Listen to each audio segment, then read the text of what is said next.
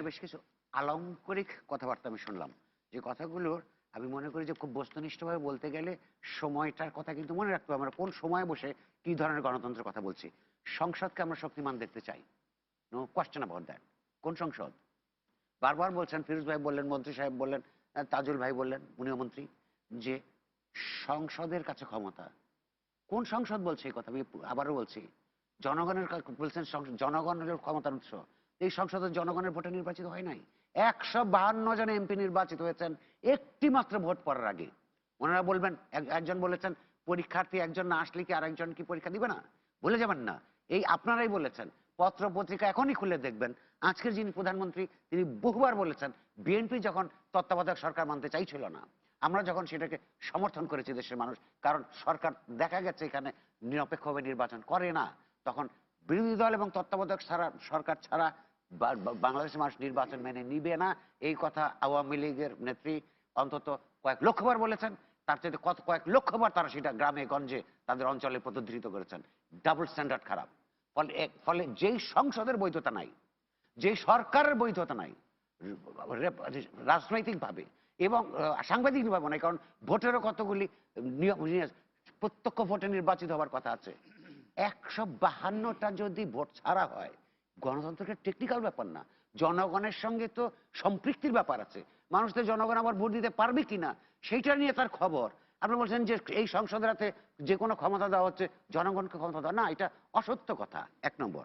2 নম্বর, ফিরোজ ভাই খুব হাসতে হাসতে খুব অদ্ভুত অদ্ভুত কথা বলেন, বলে যে সংসদীয় গণতন্ত্র।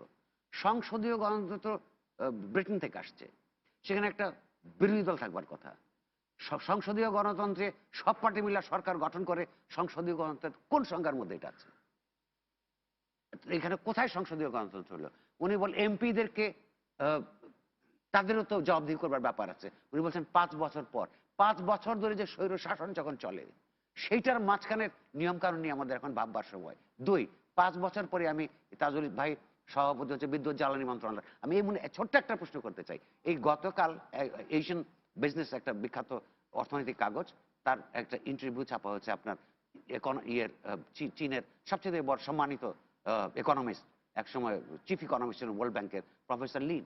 দেখাচ্ছেন যে তারা যে 7 থেকে 10-12% ইকোনমিক গ্রোথ করতে পেরেছিল, সেই গ্রোথের মধ্যে কারা, উনি মতের নয়, ব্যাখ্যা করে বলছেন যে কারা সবচেয়ে বেশি ভূমিকা পালন করেছে, ওই তো পাবলিক সেক্টর, কর্পোরেটসগুলি। তার ভিন্ন আপত্তি, কিন্তু স্ট্যাটিস্টিক্স দেখাচ্ছেন যে এরাই করেছে। আজকে এই মুহূর্তে, আজকে গতকালও পত্রপত্রিকা চাপা হয়েছে, বাংলাদেশে বিদ্যুৎ উৎপাদনের ক্ষেত্রে বাংলাদেশ সরকারের অনেক ক্যাপাসিটি আছে, অনেক ক্যাপাসিটি আছে কর্পোরেশনগুলোর, কিন্তু গ্যাসের যখন অভাব, তখন গ্যাসকে প্রায়োরিটি দিচ্ছে কাদেরকে এই মুহূর্তে? জ্বালানি মন্ত্রণালয়, যাদেরকে ওই যে কুইক রেন্টাল প্ল্যান, যাদেরকে বেশি দামে বেশি দামে ব্যবসা করবার জন্য অগ্রিম ইন্ডেমনিটি দিয়ে যাদেরকে বিদ্যুৎ তৈরি করবার ব্যবস্থা করা হচ্ছে, গ্যাস রপ্তানি করা হয় তাদেরকে। এই আইন, ওই ইন্ডেমনিটি আইন কারা করে সংসদ করেছে? এই কারাই এগুলো করছে, যেটা হচ্ছে ইস্ট এশিয়া এবং এই যে আমাদের বাড়ির পাশে চায়নার গ্রোথ পলিসির বিরুদ্ধে যে বাংলাদেশে যে কাজটা কর্মটা করা হচ্ছে, লুটপাটের ব্যবস্থা করা হচ্ছে, এইটার জবাবদিহিতার ব্যবস্থা নাই, করতে হবে না? 3 নম্বর কথা বলছেন যে প্রেসিডেন্টের ক্ষমতা বা তাকে দিতে পারেন, তাকে সংসদকে দিবেন না কেন? বাংলাদেশে আমি আবারও বলছি, প্রেসিডেন্টের কোনো ক্ষমতা নাই 2টা জায়গা ছাড়া, এটা সংবিধানে লেখা আছে। প্রেসিডেন্টকে কাজ করতে হয় প্রধানমন্ত্রীর নডের ভিত্তিতে, এটা সবাই জানে, কিন্তু এই কথাগুলো বিভ্রান্তিমূলক আপনার যেগুলো আলোচনা হচ্ছে। কারণ হচ্ছে যে এইখানে ক্ষমতা একজনের, সেটা বিএনপি আমলও ছিল, এখনো আছে। যতক্ষণ পর্যন্ত না একজন ব্যক্তি দলের প্রধান, সরকারের প্রধান, সংসদের প্রধান না থাকবেন, ততক্ষণ পর্যন্ত ভার্চুয়ালি ইভেন্চুয়ালি ক্ষমতা একজনের হাতে। সেটা আরো বেশি পরিষ্কারভাবে 70 অনুচ্ছেদের কারণে, কারণ একজন বিবেকসম্মতভাবে পার্টির এমপিদের ভোট দেওয়ার ক্ষমতা নাই। যদি গণতন্ত্রায়ন করতে হয়, তাহলে ওগুলি হচ্ছে প্রধান কাজ।